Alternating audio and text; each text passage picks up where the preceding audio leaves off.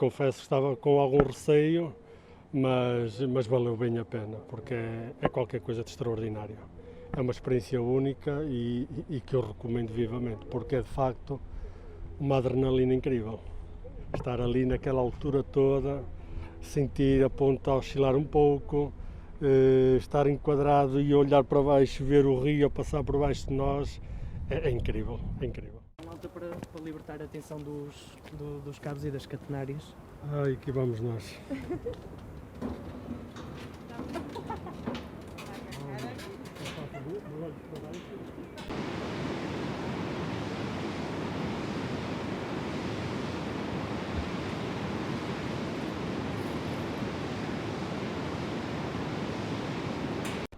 Esta ponta acaba por ser como uma lufada de ar fresco para a nossa terra, porque vai atrair muito mais investimento, muitas mais pessoas, trocas de capitais, de pessoas, de bens, de serviços, de tudo um pouco.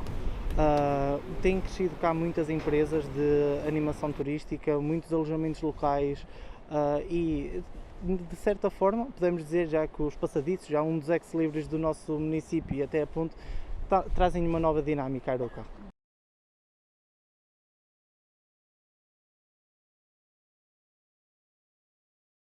Em Aroca, que ela está implementada, a maior ponte pedonal suspensa do mundo, uma ponte em gradil, que permite aqui uma transparência e uma integração total na paisagem.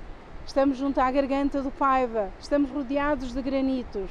Estas torres quase que se envolvem com a paisagem e, portanto, é uma obra muito bem conseguida e sinto-me muito orgulhosa, tal como todos os aroquenses, por esta conquista.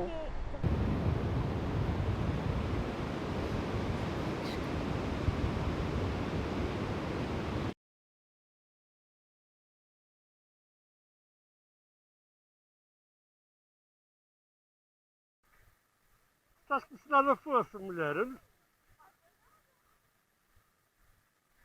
Não se passa nada. Aqui tem que tirar uma foto.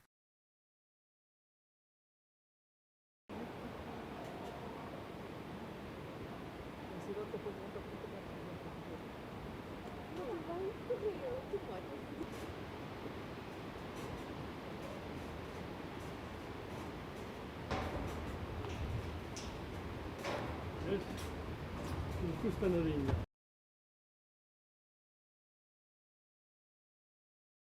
Foram muitos os desafios que tivemos que ultrapassar para termos esta obra hoje aqui, conforme temos, mas fomos muito bem sucedidos e,